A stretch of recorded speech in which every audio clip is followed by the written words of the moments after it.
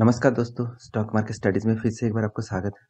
तो आज मैं बात करने वाला हूँ टाटा ग्रुप के एक दिग्गज कंपनी के बारे में। तो इस कंपनी के बारे में मैं बहुत बार वीडियो बना चुका हूँ, फिर भी मैं इसके ऊपर क्यों वीडियो बना रहा हूँ?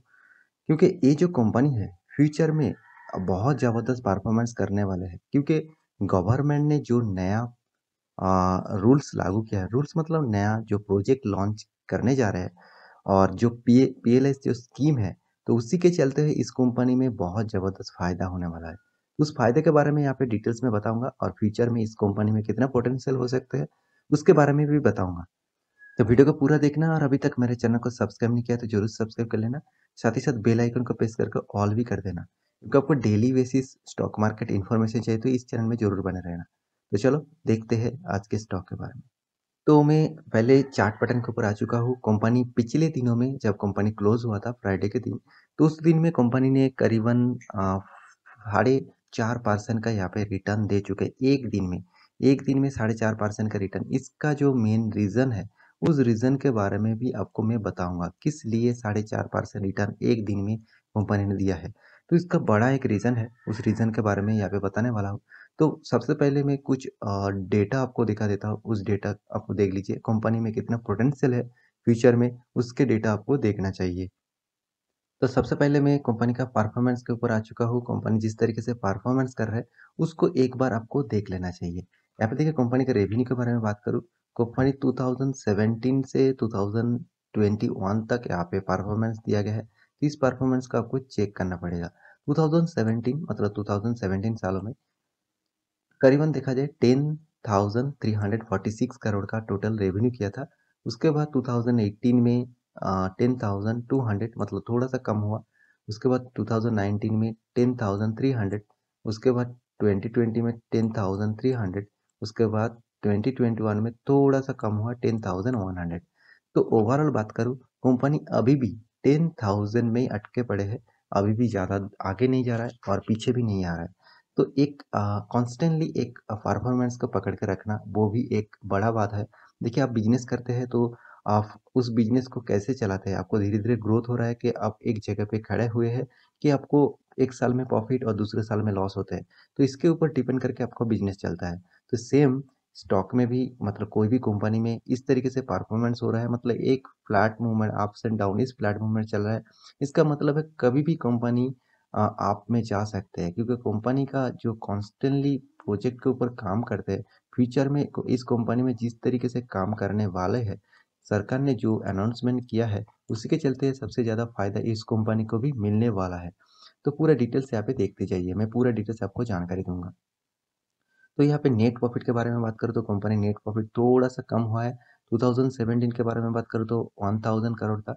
उसके बाद 2018 में 1500, 19 में 1000, 2020 में 1032 और 2021 में थोड़ा सा मतलब कंपनी का प्रॉफिट हाफ हो चुका है 400 करोड़। मतलब ये भी एक पॉइंट है, इसको भी आपको नज़रअंदाज नहीं करना चाहिए। क्योंकि कंपनी का परफॉर्मेंस देखिए, रेवेन्यू जितना अच्छा खासा कमाए आप ठीक है, मतलब आप जितना अच्छा खासा बेचे वो भी ठीक है, मगर आपका प्रॉफिट कितना होता है वो ही आपका कंपनी का मेन जो मुद्दा है, वही के ऊपर आपको कंपनी टिके रहेंगे।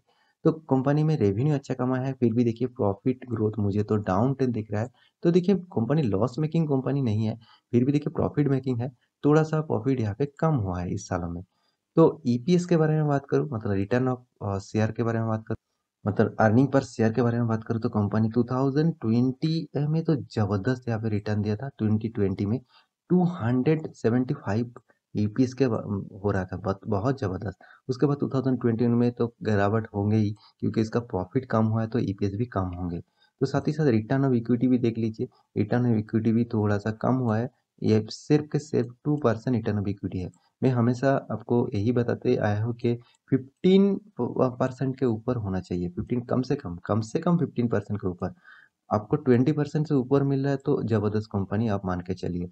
तो 15% के ऊपर होना चाहिए, जो 2020 में तो जबरदस्त था, 54% था। उसके बाद अच्छा खासा गिरावट है। इसके पीछे भी बहुत कड़ा रीज़न है, उस रीज़न को मैं कवर कर चुका हूँ वीडियो के माध्यम से, आप जाकर देख सकते हैं। तो कंपनी के पास डेप भी देख लीजिए, कंपनी के पास डेप भी है, ये भी एक चीज़ आपको देखना होता है, क्योंकि कंपनी के पास कितना कर्जा है उस चीज़ को आपको फॉलो करना चाहिए। देखिए कर्जा मुझे तो डाउन ट्रेंड दिख रहा है, मतलब थोड़ा-थोड़ा सा इंक्रीज होने को दिख रहा है, मतलब 2017 में 0.64 करोड़ का यहाँ पे परसेंटेज मान लीजिए, परसेंटेज का यहाँ पे कर्जा था, अभी सिर्फ के सिर्फ 0.38% का कर्जा है। मतलब कंपनी ने 50% कर्जा कम कर चुके हैं। देखिए आप आपका प्रॉफिट ग्रोथ कर सकते हैं, आपका सेल्स ग्रोथ कर सकते हैं, मगर आपका कर्जा टोटल आपको ही चुकाना पड़ेगा।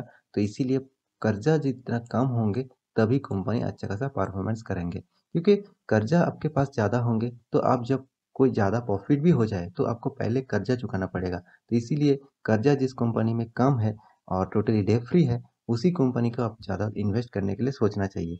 और यहाँ पे जो डेटा आपको दिखा रहा हो, ये टोटली यहाँ पे जो डेटा है वो डेटा अच्छा खासा तो मुझे लग रहा है, क्योंकि कंपनी ने धीरे धीरे करके उसका कर्जा कम कर रहा है। कंपनी के शेयर होल्डिंग पैटर्न के बारे में बात करूँ, देखिए सबके पास अच्छे होल्डिंग शेयर है यहाँ पे। करीबन प्रोमोटर के पास आप देख सकते हैं, प्रोमोटर के पास यहाँ पे 37% का होल्डिंग, आप देख सकते हैं 37% का होल्डिंग प्रोमोटर के पास। और एफआई के पास भी देख लीजिए, एफआई के पास भी अच्छा खासा होल्डिंग है, यहाँ पे 13% होल्डिंग है। और एफ डीआई के पास भी आप देखेंगे तो डीआई पास थोड़ा सा होल्डिंग कम किया है, वो भी अभी तक 20% होल्डिंग लेके बैठा हुआ है। और पब्लिक के पास तो अच्छा खासा यहाँ पे होल्डिंग है, 29% होल्डिंग पब्लिक के पास है। और सबसे बड़ी बात यहाँ पे आदर्श के पास भी देख लीजिए, आदर्श के पास यहाँ पे कुछ भी होल्डिंग नहीं है। तो मोटा मोटी बात करूँ, सबके पास बराबरी हिस्से यहाँ पे होल्डिंग है। तो यहाँ पे जो कंपनी का नाम आपको मैं पहले ही बता चुका हूँ, टाटा केमिकल। आप सभी जानते हैं टाटा केमिकल टाटा ग्रुप के दिग्गज एक कंपनीज है और केमिकल सेक्टर के ऊपर काम करते हैं। इसका फायदा फ्यूचर में क्यों होने वाला है मैं यही बता दूं पहले आपको, कि गवर्नमेंट ने जो डिसाइड किया है, जो पीएलआई जो स्कीम ले आया है, उस स्कीम में बताया गया है कि कंपनी ने जितने सारे प्रोडक्ट्स बनाएंगे, जितने ज़्यादा प्रोडक्ट्स बनाए उसके ऊपर ज़्यादातर छूट दिया जाएगा। तो यही पीएलआई स्कीम है। तो पीएलआई स्कीम के ऊपर मैं वीडियो बना चुका हूँ, आप जाकर देख सकते हैं। और सबसे फ़ायदा टाटा केमिकल को क्यों होगा? क्योंकि देखिए बैटरी जो इलेक्ट्रिक व्हीकल, मतलब फ्यूचर में जो इलेक्ट्रिक व्हीकल टोटल के ऊपर काम करने वाले हैं, इंडियन गवर्नमेंट ने भी वो यहाँ पे देख रहे हैं।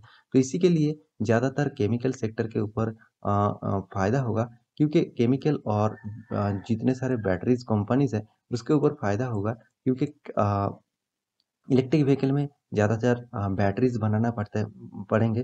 तो इसीलिए टाटा केमिकल के ऊपर बहुत बढ़िया एक इफेक्ट पड़ने वाला है, मतलब बहुत बढ़िया एक अच्छा गुड न्यूज़ बनने वाला है, क्योंकि गवर्नमेंट ने भी यही सोचा है कि फ्यूचर में बैटरीज भी टोटली मैन्युफैक्चरिंग इंडिया में होगा। और टाटा सेक्टर भी उसी को पकड़ के चल रहा है, और टाटा सेक्टर का जो जो काम है, इलेक्ट्रिक व्हीकल बनाने से, बैटरी बनाने से, सब टोटल सेक्टर, पावर सेक्टर से टोटली टाटा के पास है। अलग अलग सेक्टर टाटा के पास है। तो सबसे फायदा टाटा को ही मिलेगा और टाटा केमिकल को भी मिलेगा, क्योंकि इंडिया में टोटली बैटरी बनाने वाला है। Made in India he battery बनाने वाला है, चाइना से कुछ भी बैटरी नहीं खरीदेंगे। तो इसीलिए फायदा ज़्यादातर जितने सारे बैटरीज कंपनीज है, लिथियम आयन जितने सारे बैटरीज कंपनीज है, आप सभी जानते हैं लिथियम आयन बैटरी भी इस कार के लिए लगेंगे। तो इसमें जब सबसे फ़ायदा टाटा केमिकल का होगा, क्योंकि लिथियम आयन बैटरी बनाने के लिए टाटा केमिकल के पास आपको कुछ चीज़ चाहिए होते हैं जो टाटा केमिकल के पास है। तो इसीलिए फ्यूचर में आपको फ़ायदा मिलने वाला है। तो इसका मार्केट कैपिटलाइज़ेशन एक बार देख लीजिए, कंपनी का जो मार्केट कैपिटलाइज़ेशन है वो टोटली देखा जाए 222,000 करोड़, मतलब कंपनी अभी लार्ज कैप कंपनी बन चुके हैं। कंपनी का प्राइस रेंज अभी भी 1000 के रुपए नीचे देखने को मिल रहा है। कंपनी का फेस वैल्यू अभी भी 10 रुपये है। और रिटर्न ऑफ कैपिटल एम्प्लॉयड और रिटर्न ऑफ इक्विटी मुझे बहुत वीक लग रहा है, बहुत वीक, क्योंकि रिटर्न ऑफ कैपिटल एम्प्लॉय 4.25 है, सॉरी 4.52 है, और रिटर्न ऑफ कैपिटल एम्प्लॉय भी 1.71% है। तो ये मुझे बहुत कम लग रहा है। पी रेशियो देख लीजिए 42, मतलब थोड़ा सा पी रेशियो हाई हो चुका है। और फिर बुक वैल्यू भी देखिए 561, फिर भी देखिए बुक वैल्यू के ऊपर कंपनी ट्रेड कर रहा है, ये भी एक पॉजिटिव न्यूज़ है। तो कंपनी का जो 52 वीक का हाई है, आप देख सकते हैं 900 टू 52 वीक का हाई है, और लो भी देखिए 281, एक 52 वीक का लो है। तो कंपनी का जो परफॉर्मेंस के बारे में बात करूँ, कंपनी बहुत अच्छा खासा यहाँ पे परफॉर्मेंस करने वाला है फ्यूचर में। तो कंपनी जिस तरीके से केमिकल सेक्टर से बिलोंग करता है, केमिकल सेक्टर में जितने सारे उसका कंपटीटर है, उसके हिसाब से कंपनी 6 पोजीशन में आते हैं, क्योंकि उसके पहले जबरदस्त कंपनी है पीडीलाइट है। एसआरएफ है, दीपक नाइट्रेट है, आरती इंडस्ट्रीज है, लिंडा इंडस्ट्रीज है। तो ये जितने सारे कंपनीज है, इस कंपनी को टक्कर देने के लिए टाटा केमिकल भी आगे बढ़ रहा है। फिर भी देखिए उसका मार्केट कैपिटलाइजेशन इस तीनों कंपनी से, इस चारों कंपनी से कंपेरिजन करूँ तो थोड़ा सा कम है। तो फ्यूचर में इसको भी टक्कर दे सकते हैं टाटा केमिकल। तो इसके ऊपर आपको जरूर नजर रखना चाहिए। और साथ ही साथ मैं पूरा पैरामीटर आपको दिखा चुका हूँ। तो आशा करता हूँ पूरा डिटेल्स आपको जानकारी मिल चुका होगा। और इसका चार्ट पैटर्न एक बार देख लीजिए, मैक्सिमम चार्ट पैटर्न ओपन कर दूँ तो कितना जबरदस्त चार्ट पैटर्न मुझे लग रहा है। क्योंकि देखिए इसका chart pattern totally up trend, तो थोड़ा सा अप में गया, फिर से गिरावट। देखिए जब इस गिरावट हुआ था तब इसका कंपनी में, इस कंपनी का मिड कैप कंपनी स्टॉक था। तो मिड कैप में हमेशा अप्स एंड डाउन देखने को मिलेगा। उसके बाद धीरे से फिर से धीरे से अप, उसके बाद अप डाउन करके टोटली अप ट्रेंड में गया। हाँ, इस सिचुएशन में जो हुआ वो सब कंपनी में हुआ। कोरोना के फर्स्ट लॉकडाउन आया तो इसीलिए बहुत तेजी से यहाँ पे गिरावट देखने को मिला। उसके बाद जिस तरीके से कंपनी ने रिकवरी किया है वो शानदार है, मुझे तो शानदार लग रहा है। तो इस कंपनी को मैं 5 स्टार नहीं दूंगा, इस कंपनी को मैं 3 स्टार दूंगा। क्योंकि अभी भी कंपनी का रिटर्न ऑफ इक्विटी और कैपिटल ऑफ एम्प्लॉयड बहुत कम है। तो इस कंपनी में आप इन्वेस्ट करने के लिए पहले आप सोच लीजिए, कुछ स्टडी कर लीजिए, उसके बाद इन्वेस्ट करने के लिए सोचिए। तो कंपनी खराब नहीं है, फ्यूचर में टाटा ग्रुप की कंपनी है, फ्यूचर में अच्छा खासा आपको फायदा मिलने वाला भी है।